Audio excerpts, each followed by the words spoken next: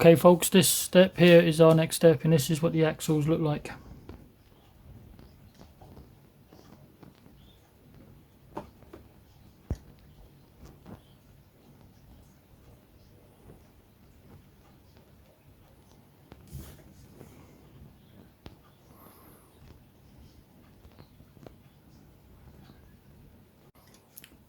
So our next step is to work on the frame for the spare wheel and the fuel tank and the chassis. We go ahead and do that now. Okay folks, our next step was to make this frame for spare wheel and the fuel tank. This is what it looks like. For the spare wheel, I have gone ahead and already started painting them, but it's going to sit like that. This section here is the chassis, and that's what it looks like, and this is the chassis so far.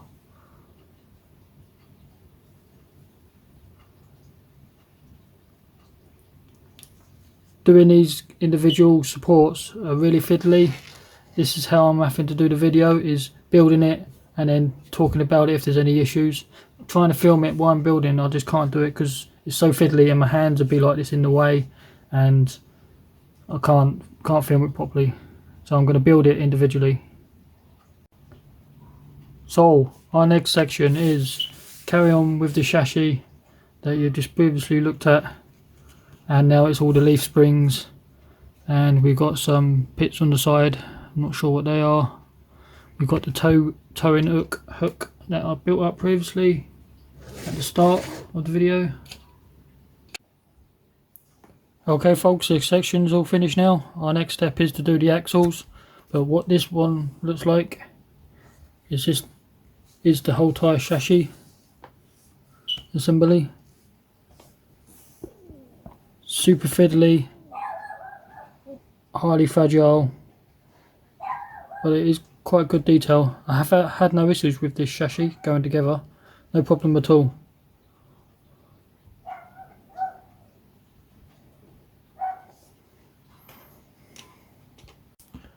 So we've gone ahead and done all the chassis now. This is completed. There isn't anything else to go on there that I can see. This is pretty much the chassis. It's all nicely detailed, nice leaf springs. It is very fragile. All the drivetrain and transmission. It looks like a three-way splitter transmission type thing to make it four-wheel drive. And you can see there's another piece that comes off and goes onto like a winch. As for the engine that we previously built, this will get glued into there, but before I put the engine in and stuff, this whole tyre chassis is going to have to be painted first. So our next step is to paint this colour. According to the instructions, they are calling out for the interior green, but I will check my references and stuff, but it's either going to be a green or a black. We have built one of the boxes up, so there's quite a few of these to build, because at the end of the day it is a supply vehicle for the gun.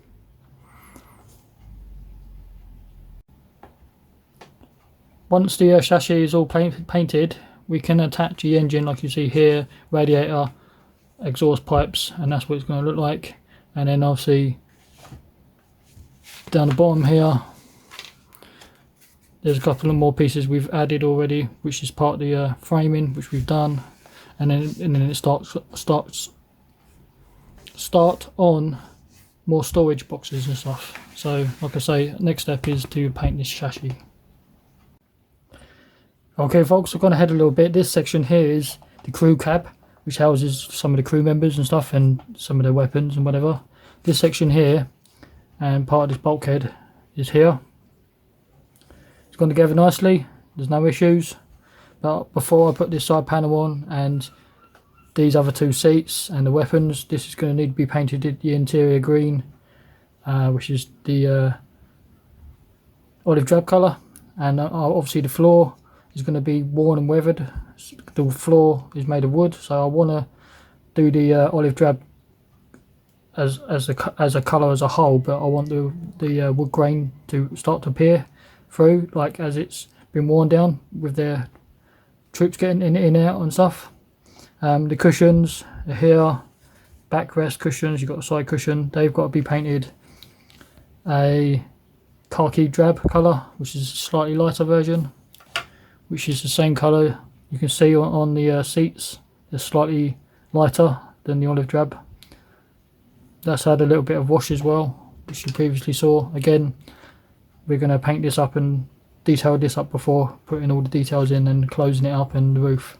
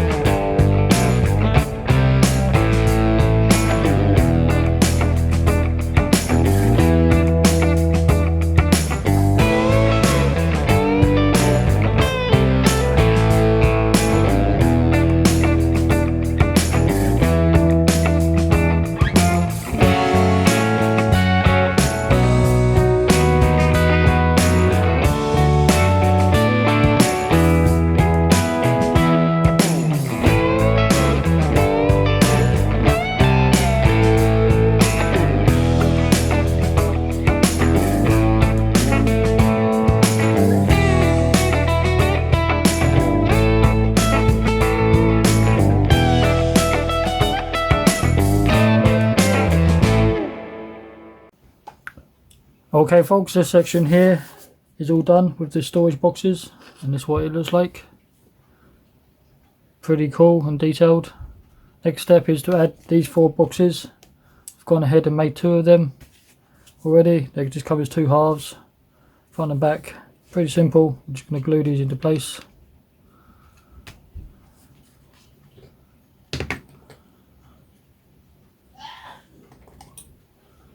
Bit of liquid cement.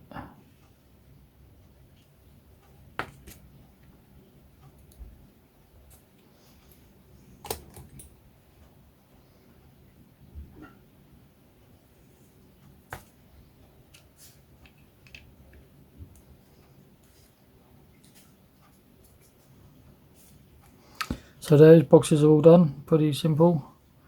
As I say, there's 2 more to go on the back here. And then this can go to the actual cab itself. This, no, not that cab, sorry, one cab. The crew compartment. This will sit there. And the spare wheel sits on this little nub, which is all what we've got to do individually. I don't know if you've wondered why I've got different colours. Orange is what I've completed. Pink is the parts that I need to add on later, so like spare wheel. These are jacks or wood, not wooden blocks, but they're like blocks that you put underneath the wheels, stop the vehicle from moving.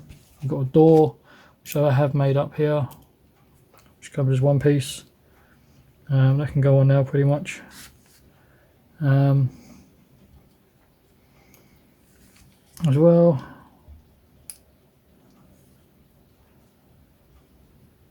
I can go in there. Again, a little bit of glue.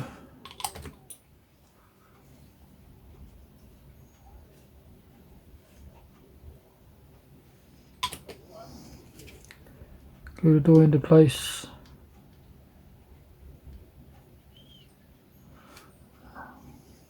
So there you go. So our next step is going to be some dry brushing for the wood effects. So just get some paint on a brush, you take the excess off so you've got hardly anything on there. Once you're happy with it, it's a case of just do a little bit too much.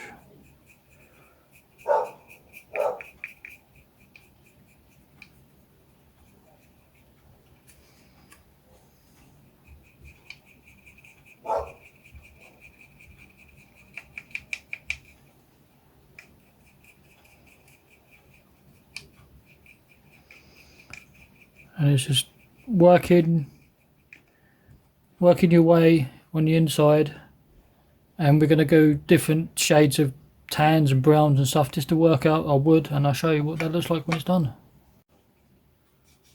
Okay folks, actually I changed my mind. I've used some Tamiya panel line and I've dabbed it in a little bit of places, and it gives it a bit more wood grain effect.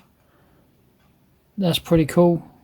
It's come out nicely. You're not going to see a lot anyway because it's inside the cab once the roof goes on, but it gives it some weathering techniques just to break it up, make it worn and weathered.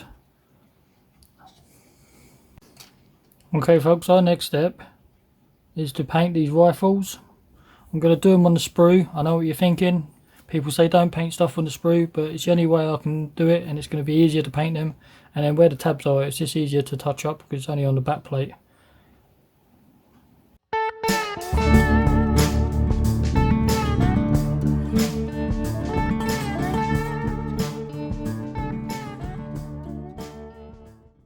Okay, right, after it's finished painted and it's all dry, for the wood grain effect I like to use Tamiya panel line. We're just going to use Tamiya brown, and it's a case of just actually plastering it all over the rifle.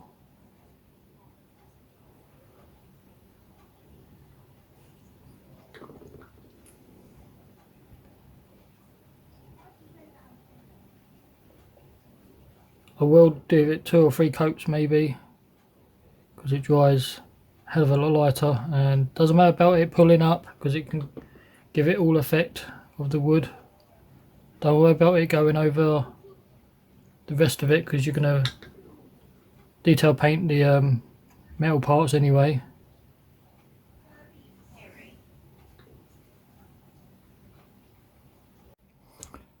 Okay folks, I have gone ahead and finished off the rifles. They're all done, weathered, washed and painted. Okay folks, well, I'm just going about to add these 2 seats which sit inside the vehicle here between the 2 rifle racks. L30, which is a support bracket for holding the seat up, and L31 is the other side. These are incorrect.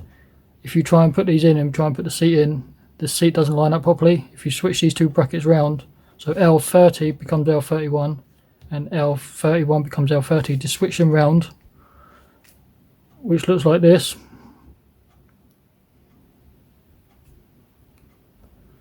And they will fit perfectly fine. Okay folks, our next step is part of the winch, and this is my reference book for the Bedford that I'm building. These are great books. These are WWII, which is Wings and Wheels Productions. Pretty good books, highly detailed. These are all about the Bedford trucks because there's different variants: fuel trucks, transport, troop carriers. And the one I'm building is the ZAC replica and restored version, which is here, which is the Bedford QLB. So let's go to page 20 and 41, which is all about that one truck.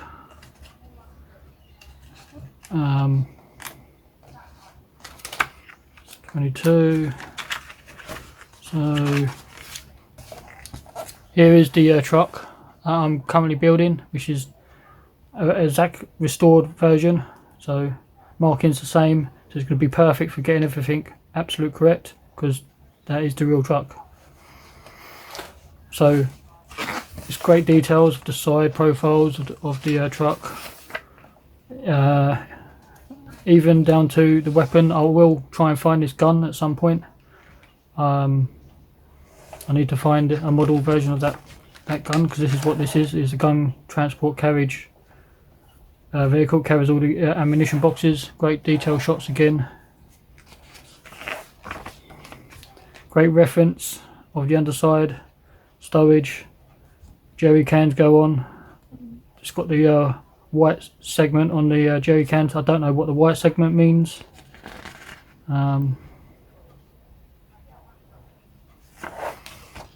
Maybe water, I don't know. But it is great reference material. The piece I need to know, this is the section on the winch. I know how the winch goes together, but it's the actual cabling. So this is the cable. You've got the 3 pulleys on the model. You have the 3 pulleys, but it's running a cable through, which I'll show you in a minute. So the cable wraps around the pulley as normal, but it comes through these 2 pulleys and then it's wrapped around. So I have a rough idea how it's going to go together now. Here's the pulley and so forth over the top, not underneath, because obviously you don't want it to get caught up and wrapped around the drive train and the axle part. Obviously you don't want to get all tied up. But again, you've got great interior shots, really good books, and it goes on to troop carrier versions. Again, all detailed shots, communication trucks, and fuel trucks. So I recommend checking these books out if you don't have these already, but they are highly recommended. As for the cable itself, I've used some string. I've doubled it up. I've twisted it around and around so it goes a little bit thicker, because this is not quite thick enough. Is what I'm using for tow cable. Little bit of PVA glue just to stiffen it up so it doesn't unravel itself. I've drilled a hole inside the winch, and now I've got to wrap it around the winch, come over this pulley, and then it's got to go in between these 2 pulleys and then come round to the edge here. You don't get anything in the kit, so this is adding more extra detail to the kit, because otherwise there's nothing there at all. You can leave it completely empty, but I like to try and make mine as detailed as possible. I have a spare tow-in eye, if you want to call that, whatever they are, from in my spare box. So this will be going on the end of the cable.